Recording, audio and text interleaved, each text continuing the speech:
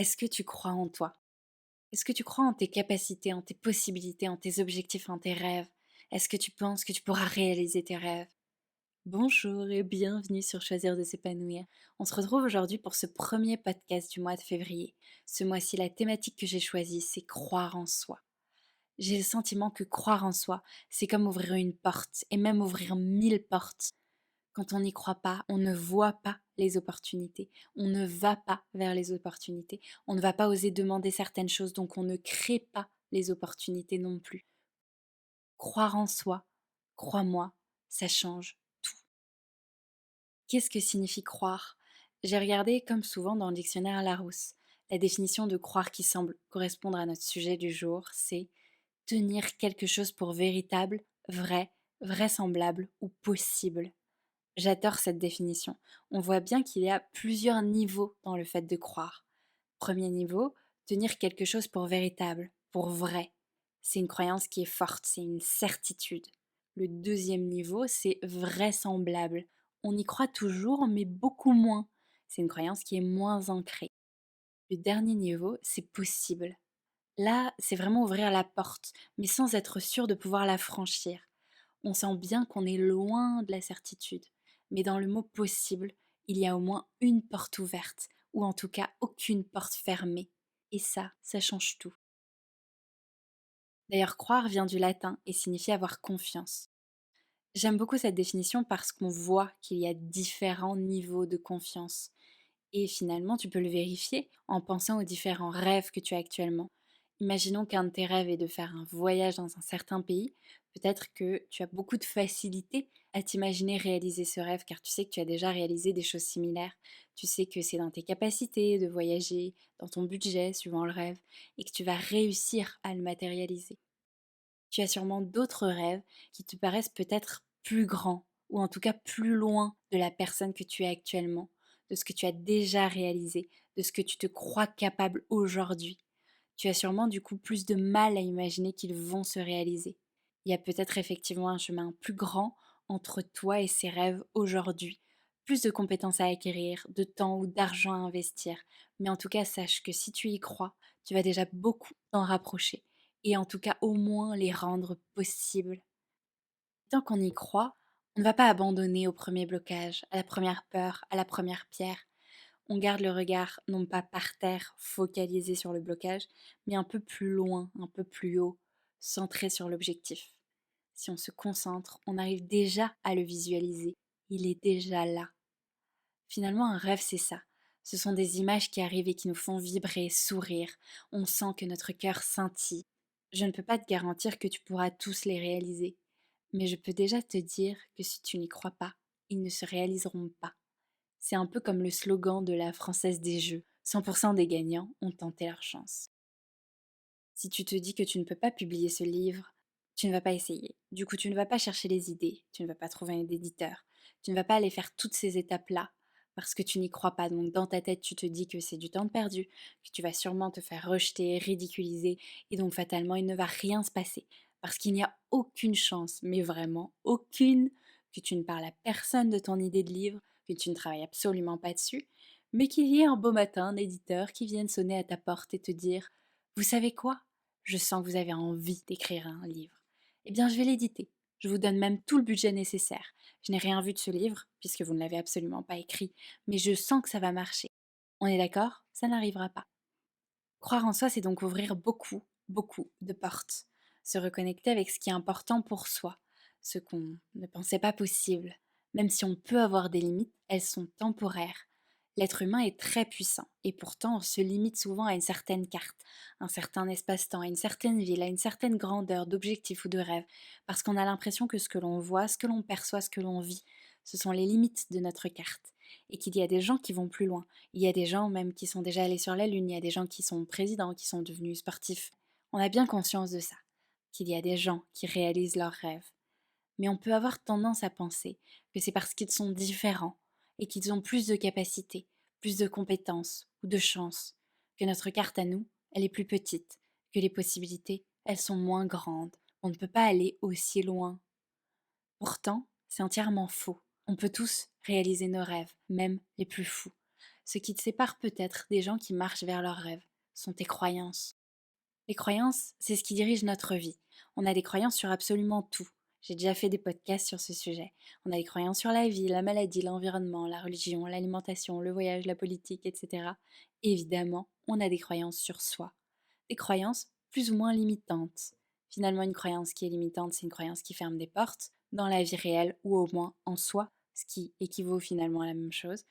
Et une croyance ressource, c'est une croyance qui ouvre au moins une porte, voire beaucoup de portes. Le but de croire en soi, c'est de s'ouvrir un maximum de portes. On en a tous des rêves, des buts. Pourtant, parfois, quand je demande à quelqu'un quel est ton rêve, quels sont tes rêves, on m'a souvent répondu moi, je pense pas que j'ai des rêves. Mais ça, ce n'est pas vrai. D'ailleurs, quand on est enfant, on a tous des rêves, parce qu'à ce moment-là, on se limite moins et on croit plus que tout est possible.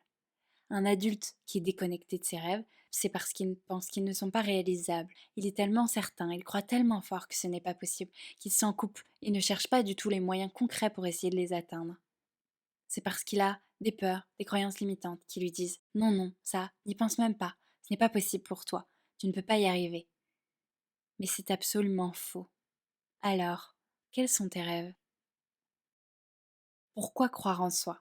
Je vais quand même un peu essayer de te convaincre. Le premier volet, crois en toi pour te donner plus de chances de vivre la vie de tes rêves.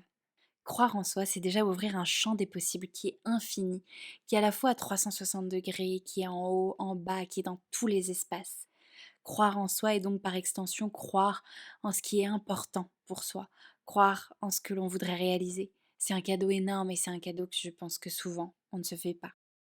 Si tu décides de croire que tu es une personne qui est capable de tout apprendre, de progresser dans tous les domaines et de surmonter toutes les difficultés, tu pars avec un grand avantage par rapport à quelqu'un qui va penser qu'elle n'est pas capable de faire grand-chose et qu'elle l'abandonne à la moindre difficulté. Moi, j'ai vécu ces deux réalités différentes. Pendant longtemps, j'ai manqué d'estime de moi. J'ai donc fait une fac de droit pendant cette période et j'en garde vraiment des souvenirs douloureux. Je me retrouvais face aux examens en me disant bon ben, au mieux, tu vas avoir une note moyenne parce que tu es moyenne et que tu ne vas pas faire des miracles avec ta petite intelligence, tes capacités médiocres et ton stress.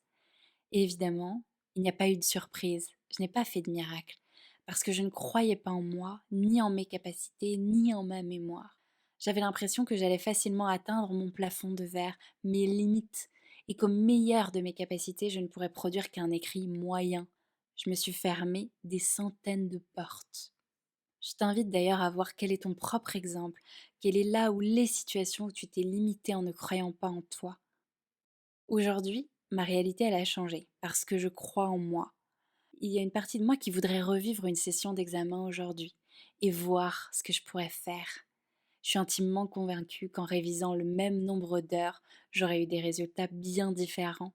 J'aurais vécu les examens de manière différente. J'aurais maximisé mes compétences et mes capacités. Tu peux être très intelligent. Si tu as l'impression d'être bête, tu vas te limiter. Tu n'utiliseras pas cette intelligence dont tu n'as pas conscience. Nos croyances nous conditionnent. Ça peut paraître dingue, mais ce sont nos croyances qui prennent le dessus sur notre nature profonde. C'est comme si on bridait le moteur. Tu es dans une Ferrari, mais tu es persuadé d'être dans une 2 chevaux. Du coup, tu agis en conséquence. C'est souvent ce que je dis d'ailleurs quand je parle de mon métier. J'aide notamment les femmes à réaliser que leurs capacités, leurs possibilités sont considérables et leurs valeurs inestimables. Pour moi, c'est ça. On a toujours une carte, en tout cas très souvent, qui est beaucoup plus petite que ce qu'elle pourrait être. On a l'impression que ce qu'on a déjà fait, ce qu'on sait faire, ce qu'on peut faire, c'est dans ce même carré ou ce même rond, qu'on ne peut pas vraiment aller au-delà. Finalement, c'est le fait de croire qui fait que l'on va commencer à mettre des pièces en dehors de cette carte et se rendre compte qu'on peut le faire. Quand j'étais jeune, j'avais le comportement de quelqu'un qui n'est pas forcément très dégourdi ni courageux. Et je demandais par exemple toujours à mon voisin de m'accompagner à la supérette quand ma maman voulait que j'achète des œufs, alors que c'était vraiment pas très loin. Mais j'osais pas faire ça toute seule, j'avais vraiment peur. À 23 ans, j'ai voyagé 10 mois seule en Asie. Je me suis rendu compte que cette petite fille qui avait peur d'aller à la supérette, qui n'était qu'à quelques centaines de mètres de chez elle, s'est transformée en une femme qui peut aller dans beaucoup de pays, si ce n'est plus ou moins tous par elle-même, se débrouiller, faire plein de choses. Ça prouve que c'est possible d'élargir sa carte. Si moi je peux le faire, tu peux le faire aussi. Finalement, pour moi, dans cet exemple, en tout cas, ça s'est passé dans le sens inverse. J'ai cru en mes rêves avant de croire en moi. Mais aujourd'hui, je crois en moi et c'est ce qui fait que je crois en mes rêves. Et je ne peux que t'encourager à le faire aussi, à croire en toi et à croire en tes rêves. Finalement, quand on voit les gens qui ont réalisé des choses incroyables, ce sont des gens qui ont été des petits garçons, des petites filles, qui ont dû apprendre beaucoup de choses, qui ont à un moment donné n'étaient pas du tout capables de faire ça et qui n'ont eu aucune certitude. Je pense à Thomas Pesquet qui est astronaute. On ne devient pas astronaute de père en fils. Il n'était pas sûr de pouvoir réussir. Ça devait même vraiment paraître fou à un moment donné, parce que pour le coup, c'est vraiment sortir de sa zone de confort. Je parlais avant de la carte, mais on a quand même souvent cette idée que notre carte maximum, c'est la Terre. Eh bien, Thomas Pesquet, il a imaginé que sa carte, elle pouvait aller au-delà de la Terre, qu'il pouvait sortir de cette carte. C'est un rêve qui s'est transformé en réalité. Mais pas parce que quelqu'un est venu le chercher, parce qu'il s'en est donné les moyens, parce qu'il y a cru et parce qu'il a fait des actions qui étaient liées. C'est très important de faire des actions. C'est deux choses qui sont finalement assez liées. Y croire, la première étape, une énorme, énorme, énorme étape. Et puis faire des actions. Idéalement dans la bonne direction, mais faire des actions déjà. Faire des choses concrètes pour vraiment aller vers ses rêves, ses buts, ses envies. Et après, il va se passer ce qui va se passer. Peut-être que ça va se faire, peut-être vite, mais peut-être pas tout de suite. Peut-être qu'il y a des portes qui vont s'ouvrir et d'autres qui seront encore fermées. Mais c'est vraiment de garder cette porte ouverte à l'intérieur sur tout et de se dire tout est possible. J'ai le droit de rêver, j'ai le droit de rêver grand, j'ai le droit d'avoir plein de buts. C'est un vrai déclic de se dire ok, à partir de maintenant, je crois en moi, je crois en moi, je crois en mes rêves. C'est vraiment ouvrir le champ des possibles. Cette croyance-là, cet espoir, cette foi, cette confiance, elle donne tellement, tellement d'énergie, de courage, d'inspiration, de créativité. Et ça nous amène au deuxième volet. Si on ne croit pas en soi, on ne peut pas demander aux autres de croire en nous. Croire en soi va permettre d'être moins dépendant des autres et même de convaincre les autres. Il y a quand même un miroir, et on le voit, les gens qui sont inspirés par ce qu'ils disent sont plus inspirants. On ressent toujours un peu de ce que la personne ressent à propos d'elle. Ce qu'elle dégage est lié à ce qu'elle ressent. Quand tu ne te sens pas très à l'aise dans une réunion, les gens le perçoivent en partie. Ce n'est pas exactement ce que tu penses de toi qu'ils perçoivent, mais il y a clairement une certaine adéquation. C'est très difficile de demander aux autres de croire en toi quand tu ne crois pas en toi. Tout part de soi. Oprah Winfrey a d'ailleurs justement souligné, lorsque tu sous-estimes ce que tu fais, le monde sous-estimera qui tu es. Il y aura encore des gens pour te dire que ce n'est pas possible, que c'est dangereux, que tu n'as pas de talent, que tu n'es pas fait pour ça, que ce n'est pas raisonnable, que ce n'est pas une bonne idée. Mais peu importe finalement. Ces gens-là, ils parlent d'eux en disant ça. Ils parlent généralement de leur peur, de leurs croyances limitantes. Ils ont déjà abandonné leurs rêves. Si toi tu y crois, si tu crois en tes envies, en tes buts, en tes objectifs, en tes rêves, tu vas pouvoir continuer. Et ces discours-là, ces réflexions, elles ne vont pas t'atteindre, elles ne vont pas fermer de porte en toi. Ils vont peut-être même d'ailleurs rajouter de la motivation, parce que tu vas avoir envie de leur montrer que si, c'est possible. D'ailleurs, ça t'est certainement déjà arrivé de penser que quelqu'un n'arriverait pas à atteindre son but. Et à force de le voir, y croire, persévérer, faire des actions pour atteindre son but, toi aussi tu as commencé à croire en lui et en son projet. Alors, la prochaine fois que tu t'es dit non, ça non, je ne vais pas penser à ça. Ce voyage, je ne pourrais pas le faire. Je suis pas capable. Ce livre, je ne pourrais jamais l'écrire et encore moins le publier. Visualise toutes ces portes que tu fermes. Les ouvrir ne coûte pas plus cher, mais cela t'apportera beaucoup, beaucoup plus. Finalement, je pense qu'on ne perd pas grand-chose à essayer d'y croire. Peut-être que ça peut créer quelques attentes, quelques déceptions. Mais le fait de ne pas oser, de ne pas y croire, crée tellement plus de frustration, de remords, plus de peur, plus de procrastination. Ça crée tellement moins de joie. Croire en soi, c'est comprendre que la personne que tu es aujourd'hui n'est que le reflet d'une partie de ce que tu es capable de faire, d'avoir et d'être. Croire en soi, c'est comprendre que tu peux tout apprendre, tout comprendre et tout réussir. Pas aujourd'hui, peut-être pas demain, mais en tout cas, ce jour arrivera si tu commences à y croire et à agir aujourd'hui. Crois en toi, crois en toi, pour te donner une chance, pour te donner plus de chance, pour aller plus loin, plus vite, plus haut. Crois en toi et tu verras que ça va tout changer. Voilà, c'est tout pour ce podcast. J'espère qu'il t'a donné envie de croire en toi. Je pense que ça change une vie de croire en soi, en ses rêves, en ses possibilités, ses capacités. Croire que tu peux t'adapter, que tu peux tout apprendre, que tu peux traverser des montagnes, soulever des montagnes, un pas à la fois, et que tu peux vraiment marcher vers tes rêves les plus fous. On se retrouve très vite pour un podcast sur ce même sujet, croire en soi. Si tu as envie que je t'aide à croire davantage en toi, tu peux évidemment prendre un coaching. Je mets comme toujours le lien de mon site internet Choisir de s'épanouir dans la barre d'infos. On se retrouve très vite et en attendant, prends soin de toi. Ciao.